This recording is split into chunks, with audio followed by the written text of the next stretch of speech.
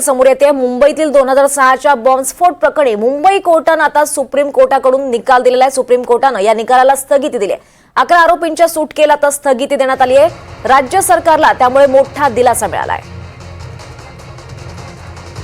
मुंबईतील 2006च्या बॉम्बस्फोट प्रकरणी आता सुप्रीम कोर्टाकडून स्थगिती देण्यात आली आहे आणि 11 आरोपींच्या सुटकेला आता स्थगिती मिळाली। राज्य सरकारला त्यामुळे मोठा दिलासा मिळाला आहे।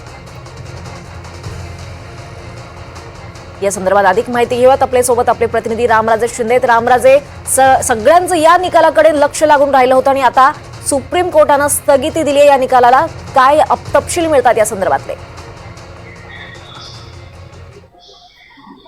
बिलकुल दोन मुद्दे आहेत या केसमधले। एक म्हणजे की मकोका संदर्भात हा जो खटला आहे, जो की हायकोर्टाने निर्णय दिलेला आहे, त्याला स्थगिती देणं, आणि दुसरा मुद्दा म्हणजे की हायकोर्टानं या सर्व आरोपींची 12 आरोपींची निर्दोष मुक्तता केली गेली होती, त्याला स्थगिती देणं।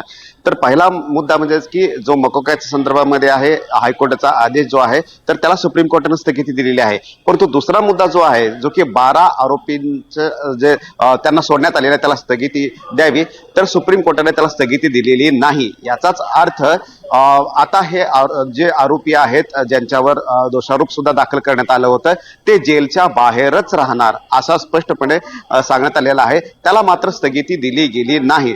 त्यामुळे आता यापुढे सुनावणी कधी घेतली जाते, साधारणतः 1 महिन्यानंतर ही सुनावणी होण्याची शक्यता आहे। आता सुप्रीम कोर्टाने नोटीस बजावलेली आहे या सर्व आरोपींना, त्यांचं म्हणणं घेतलं जाणार आहे, महाराष्ट्र सरकारचं म्हणणं ऐकलं जाणार आहे आणि संपूर्ण पोलिसांचा तपास जो आहे तो सुद्धा एकदा पुन्हा त्याची उजळणी केली जाणार आहे आणि त्यानंतर सुप्रीम कोर्टामध्ये याची सुनावणी होईल। सुप्रीम कोर्टाने आता दखल घेतलेली आहे, परंतु आजचा आदेश जो आहे त्यामध्ये स्पष्टपणे दिलेला आहे की हायकोर्टाच्या निर्णयाला स्थगिती दिली आहे, परंतु हे 12 जण जे आहेत की ज्यांची मुक्तता केली गेलेली आहे, त्यांच्या मुक्ततेला स्थगिती मात्र देण्यात आलेली नाहीये। त्यामुळे ते जेल बाहेरच राहणार हे स्पष्ट आहे। निश्चितच धन्यवाद रामराजे, आपण दिलेल्या या सगळ्या सविस्तर माहितीसाठी।